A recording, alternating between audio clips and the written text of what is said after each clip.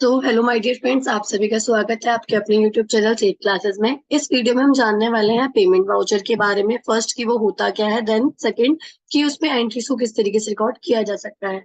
तो payment voucher एक ऐसा वाउचर है जिसमें आप पेमेंट से रिलेटेड सभी एंट्रीज को रिकॉर्ड करते हो। किस चीज की पेमेंट? वो जो पेमेंट है वो आपकी किसी एक्सपेंस की हो सकती है, वो आपकी किसी क्रेडिटर की हो सकती है जिससे आपने कभी इन मतलब पहले आपने कभी उनसे परचेज की हो, उससे रिलेटेड भी हो सकती है। उसके अलावा भी कुछ अदर आपको पेमेंट वगैरह किसी को भी करनी है तो उन सभी की एंट्रीज इसमें रिकॉर्ड की जाती हैं पेमेंट वाउचर में। अब चाहे वो कैश के थ्रू की जाए, ये जो पेमेंट है आप कैश अकाउंट के थ्रू कर रहे हो या फिर आप उसे बैंक अकाउंट के थ्रू कर रहे हो। देखो बैंक के कई सारे मोड होते हैं, लाइक बात करें तो फोन पे, गूगल पे, पेटीएम। उसके अलावा भी अगर चेक के थ्रू पेमेंट की जा रही है, कई सारे मोड है। बट इन सभी में ध्यान आपको एक बात रखना है कि आप पेमेंट किसी से भी करें, जो आपके जो बैलेंस है वो कम कहाँ से हो रहा है, तो वो होगा आपके बैंक अकाउंट से। आइए बात करते हैं कि एंट्री को रिकॉर्ड किया कैसे जाता है। तो सबसे पहले आपको जाना है फर्स्ट वाउचर्स वाले ऑप्शन पे। वाउचर्स पे जाके आपको एंटर प्रेस करना है।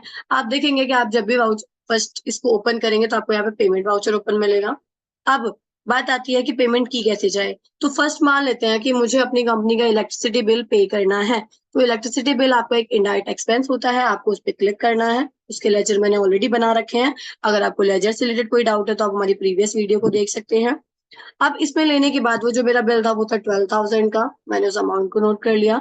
देन क्रेडिट में आपको क्या लिखना है, आप उसकी पेमेंट किस चीज से कर रहे हो, कैश से या बैंक से। तो मैंने इसमें ले लिया है अपना कैश अकाउंट। इतना करने के बाद नॉर्मल आपको एंटर प्रेस करना है। नरेशन आ रही है, नरेशन में आपको लिखना है being paid electricity bill and cash. इसके बाद आप नॉर्मली इस एंट्री को सेव कर देंगे कंट्रोल ए से, या फिर नॉर्मल आप एंटर करके भी इसे एक्सेप्ट कर सकते हैं। ये तो हुई एक एंट्री की बात। उसके अलावा भी मान लीजिए आपको सैलरी पे करनी है, जो कि आपको चेक से पेमेंट करनी है, तो आप यहाँ पे सैलरी का भी अकाउंट बना सकते हैं। और अगर बनाया है तो आप उसे भी ले सकते हैं। आप देखेंगे यहाँ सैलरी अकाउंट नहीं बना हुआ है, तो मैंने क्रिएट पे जाना है। सैलरी जो नेम है आपका उस वो डालेंगे आप, सैलरी अकाउंट। ये होता है कंपनी के लिए इनडायरेक्ट एक्सपेंस, तो इसमें आपने इनडायरेक्ट एक्सपेंस फिल करना है। देन आप इसे सेव कर देंगे। कितनी सैलरी की पेमेंट हो रही है, तो यहाँ पे जो पेमेंट हो रही है वो हो रही है 15,000 की। एंटर प्रेस करना है। अब आप इसे किससे पे कर रहे हैं, तो बैंक के थ्रू पे कर रहे हैं।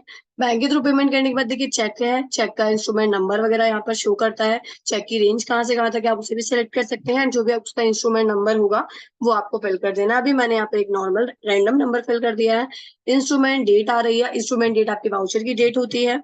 उसके बाद सेम यहाँ पर भी आपको नरेशन ऐड करनी है, बीइंग पेड सैलरी। और आप नरेशन में ये भी लिख सकते हैं कि थ्रू कैश की, जो सैलरी पे की जा रही है किसके थ्रू की जा रही है, कैश के थ्रू या बैंक के थ्रू। फिलहाल तो चेक था तो मैंने चेक लिख देना है। इतना करने के बाद आप इसे नॉर्मली कंट्रोल ऐसे कर सकते हैं ऐसे। तो ऐसे ही वन बाय वन आपको कोई अदर भी पेमेंट वगैरह की एंट्री पास करनी तो आप कर सकते हैं। मैं एक और बता देती हूँ आपको। मान लीजिए किसी पर्सन को आपको पेमेंट करनी है, वो पर्सन आपको कोई प्रीवियस लेनदार होगा या फिर अभी कोई पेमेंट है जो आपको करनी है।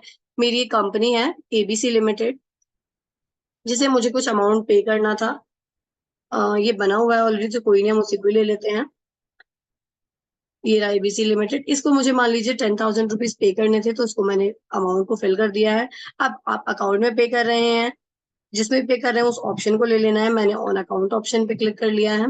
देन अब मैंने यहाँ पे नीचे सेलेक्ट कर लिया बैंक की, जो मैं पेमेंट कर रही हूँ किसके थ्रू कर रही हूँ, बैंक से। आपने एक चीज नोटिस की, मैं हमेशा क्रेडिट में उसी चीज को ले रही हूँ जिससे भी मैं पेमेंट कर रही हूँ, चाहे वो कैश हो या फिर बैंक। इसके बाद नॉर्मली आपको यहाँ पे भी इन्फॉर्मेशन फिल करने के बाद इसे भी क्या कर देना, कंट्रोल से सेव कर देना। इसी तरीके से आप वन बाय वन सभी एंट्रीज को पेमेंट वाउचर में रिकॉर्ड कर सकते हैं। आपको कोई डाउट है तो आप कमेंट सेक्शन में ऐड कर सकते हैं। तब तक के लिए थैंक यू।